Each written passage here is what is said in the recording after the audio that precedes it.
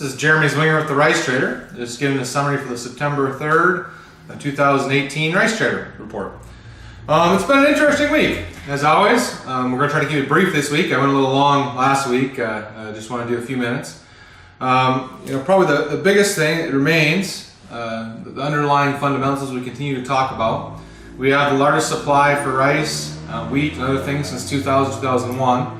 And this is pressuring on the global demand issue of where do all these supplies come with new crops coming off.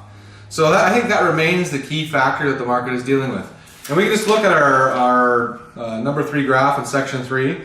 Last week we had finally dropped below last year for the first time on updated data. Now we are 1.1% below last year and almost running towards previous year's levels in previous times. So definitely the demand is slowed in the third quarter significantly. You have Thailand down right now by 4.5% on the year, and you have India down for the first time in our things by just a 0.4%. So it's been a wild year where it started slow. The second quarter was amazing on large purchases, and now it's gotten very slow as Africa and other locations like China, trade has slowed. At the same time, China is exporting to a lot of locations as well, and it's kind of given its double problem to the world rice market in a lot of ways.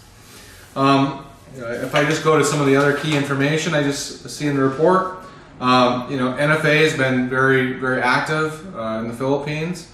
They reported to approved another 132,000 imports under MAV, and it continues to look like there's major changes on the horizon in the Philippines as they move forward to opening up and changing their rice market. As always, the problem is, of course, that these markets are a mixture of politics and economics. You can't bring too much rice in and have your growers not be profitable. Obviously, there's elections, there's issues as such throughout every country. And so there is a delicate balance that we see, but definitely change is on the horizon, for sure. As far as going from there, probably the biggest market move was in Pakistan.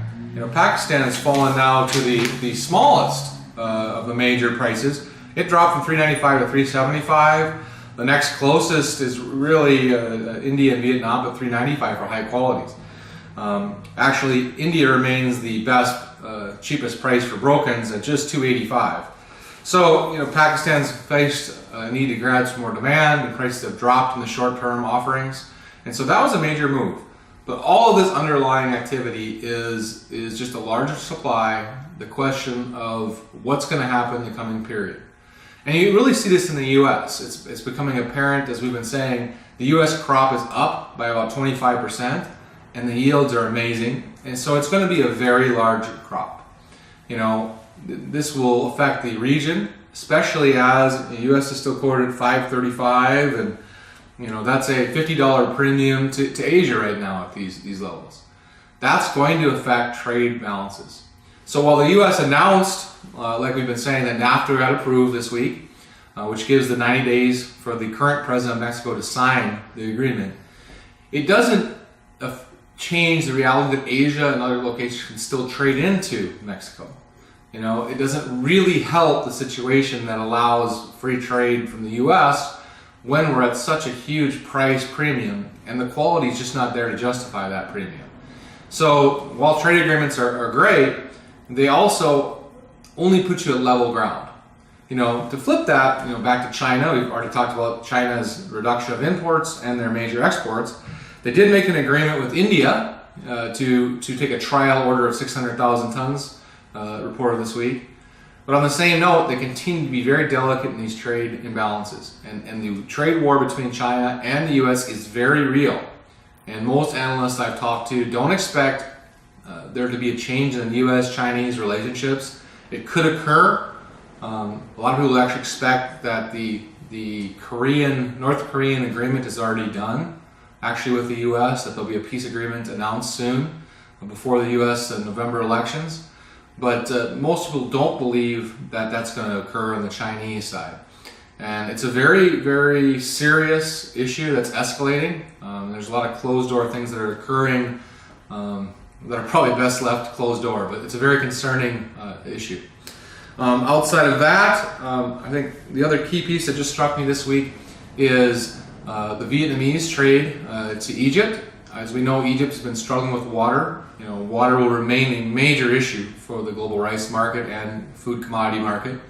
That water issue has cut their ability to grow rice and other commodities within Egypt, as the water does not go down the Nile. It is kept back by dams, and that perhaps more dams even being talked about. And so Egypt is reducing this amount of rice exports and production significantly, and this allowed this trade. We've said often, a lot of people in the Americas and other places were thinking that Egypt would be a good place to send medium grain rice. It was probably always going to be cheaper indica rice and some medium grain, short grain. Well, the Vietnamese were the perfect place because they have a tremendous amount, 1.1 million tons of exportable short grain, medium grain, and they have a massive amount of relatively cheaper and good quality indica rice. So that definitely is something to watch. We remain extremely negative on the japonica market globally. The southern crop is huge, the California crop is huge, with looking to be pretty good yields. Australia's had 2 great crops in a row, and of course the Vietnamese transactions we just talked about with their huge quantity. China's also been very active and has put a large amount into Puerto Rico for japonica medium grain rice, and that's something to watch. So overall, it's been a very interesting week. We also have a special section in our end, in section 10 on the Philippines, and always each week we do a update in our major trade, and so this week it's Vietnam, where we go much more in depth in the data. So as always, I just want to put it back to you. I'm always glad to be able to summarize the rice trader and to give you a few key points. There's always much more in the report to watch and to look. I can only give brief key things that we are seeing. Definitely take the time to go through the report. We just want to ask you to quickly register and get your hotel rooms, which I hear are being booked and overbooked for the 2018 World Rice Conference in Hanoi on October 10 to 12. I know a lot of you have often waited for the last few weeks, but I would strongly suggest to register quickly because we are filling up very quickly. With that, I'm signing off, and I hope you guys have a nice week.